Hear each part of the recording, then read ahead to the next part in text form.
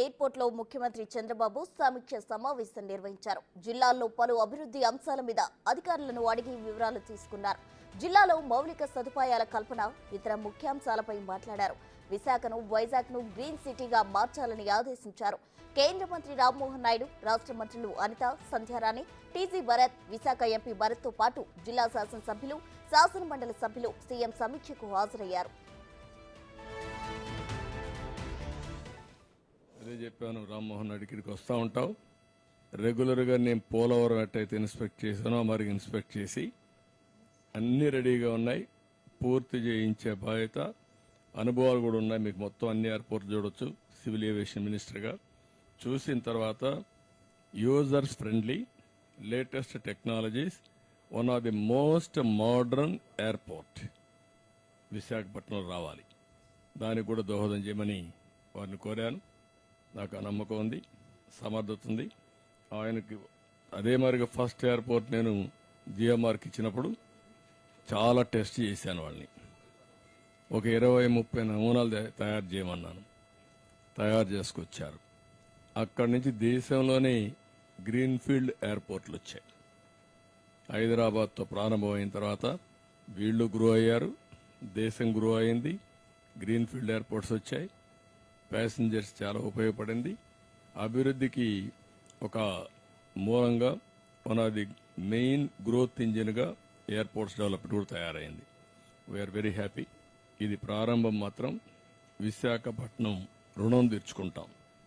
వీళ్ళు చూపించిన అభిమానం, ఎన్ని క్రైసిస్ ఉన్నా నా మీద వాళ్ళకు ఒక నమ్మకం, వాళ్ళ మీద నాకు ఒక నమ్మకం. ఈరోజు మా ఇద్దరికే కాకుండా పవన్ కళ్యాణ్ గారు కూడా, జనసేన కూడా పూర్తి సపోర్ట్ ఉండే ప్రాంతం. అందుకే బీజేపీ అందరం కలిసిన తర్వాత ఒక సునామీ క్రియేట్ చేశారు. హిస్టారికల్ విక్టరీ వచ్చింది. We are very happy. ఇంకా దీంతో సమానంగా 5-6 ఎయిర్పోర్ట్లు వస్తాయి. కుప్పం ఒకటి, దగదర్తి ఒకటి, నాగార్జునసాగర్ ఒకటి, అదే మరిగా ఇక్కడ మూలపేట కూడా ఆలోచిస్తున్నా. ఇది అవుతానే అది.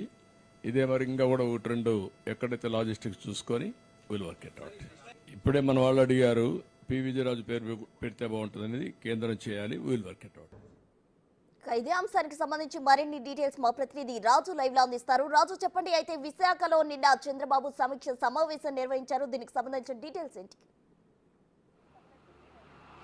సహజంగా క్యాబినెట్ అనేది ఖచ్చితంగా అసెంబ్లీ ప్రెమిసెస్లో జరుగుతుంది, సచివాలయంలో జరుగుతుంది. కానీ నిన్న ఉత్తరాంధ్ర అభివృద్ధికి సంబంధించి ఒక మినీ క్యాబినెట్ మీటింగే విశాఖలో జరిగిందని చెప్పుకోవచ్చు. ఎందుకంటే ముఖ్యమంత్రితో పాటుగా రాష్ట్ర హోంమంత్రి, ఇతర మంత్రులు అంటే బీసీ జనార్దన్ రెడ్డి, అదేవిధంగా ముఖ్యంగా టీజీ భరత్, గుమ్మడి సంధ్యారాణి, దాదాపుగా 4 మంత్రులు, అదేవిధంగా ముఖ్యమంత్రి ఉన్నటువంటి పరిస్థితి ఉంది. విశాఖ జిల్లాకు సంబంధించినటువంటి ఎమ్మెల్యేలు అందరూ కూడా పార్టిసిపేట్ చేశారు. దీనికి తోడు అటు ఎంపీలుగా ఉన్నటువంటి Bharat, Visakha MP Bharat, Anakapalli MP CM Ramesh, వీళ్ళందరూ ఉన్నటువంటి పరిస్థితి ఉంది. వీళ్లతో పాటుగా అంటే కేంద్రానికి సంబంధించి నిన్న కేంద్ర మంత్రి కుమారస్వామి, శ్రీనివాస వర్మ సహాయ మంత్రి, అదేవిధంగా విమానయాన శాఖ మంత్రి ముఖ్యంగా రామ్మోహన్ నాయుడు, ఇంతమందితో నిన్న ఒక్కరోజే విశాఖ అభివృద్ధికి సంబంధించి స్టీల్ ప్లాంట్ ప్రైవేటీకరణ విషయంలో కూడా ఒక పెద్ద చర్చకే దారితీసినటువంటి పరిస్థితి ఉంది. చంద్రబాబుని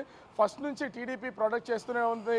చంద్రబాబు విజనరీ నాయకుడు, విజన్ ఉన్నటువంటి నాయకుడు, ఖచ్చితంగా రాష్ట్ర అభివృద్ధి జరుగుతుందనే కోణంలో చెప్తున్నటువంటి నేపథ్యంలో నిన్న ఉత్తరాంధ్రకు వచ్చినటువంటి చంద్రబాబు మొత్తం ఉత్తరాంధ్ర ప్రజలు పార్టీని, అదేవిధంగా ప్రభుత్వ ఏర్పాటులో కీలకమైనటువంటి భూమి పోషించారు కాబట్టి అభివృద్ధిలో ఉన్నతమైనటువంటి స్థానానికి తీసుకెళ్తామని సమీక్షా సమావేశంలో నిర్వహించినటువంటి పరిస్థితి ఉంది. ఉత్తరాంధ్రకు సంబంధించినటువంటి వివిధ జిల్లాల కలెక్టర్లు, ఉన్నతాధికారులు, ఎమ్మెల్యేలు, ఎంపీలు, మంత్రులు అందరితోనూ సమీక్ష నిర్వహించడంతో పాటుగా భోగాపురం ఎయిర్పోర్ట్ని అనుసంధానం చేస్తూ అటు భోగాపురం నుంచి భీమిలి వరకు బీచ్ కారిడార్ని డెవలప్ చేయాలి, రోడ్స్ని డెవలప్ చేయాలి. దీంతో పాటుగా మెట్రోని, ముఖ్యంగా విశాఖ మెట్రోని అనే దాన్ని సాధ్యాసాధ్యాలన్నింటి నుంచి విశాఖ మెట్రో ఎంత అవసరం, అది అభివృద్ధికి ఎంతో ఉపయోగపడుతుందని చెప్పినటువంటి పరిస్థితి ఉంది.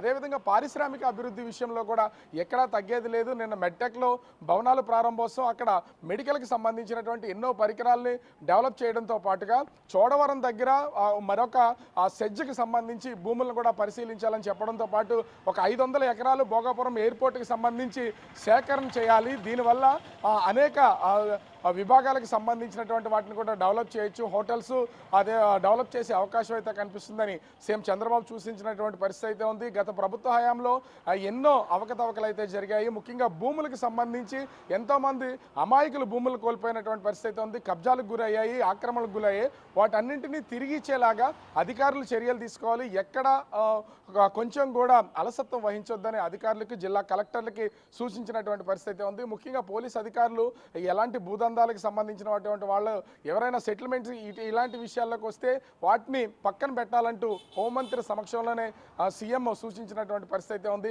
ఇంటర్నల్ మీటింగ్లో అనేక విషయాలు చర్చకు వచ్చాయి. ముఖ్యంగా విశాఖ అభివృద్ధి, ఐటీ అభివృద్ధి, దీంతో పాటుగా ఆ రోడ్లు పూర్తి స్థాయిలో విశాఖ నగరం చుట్టూ అంటే జీవీఎంసీ పరిధిలో ఉన్నటువంటి అన్ని రోడ్లు చాలా వరకు అధ్వానంగా ఉన్నవి.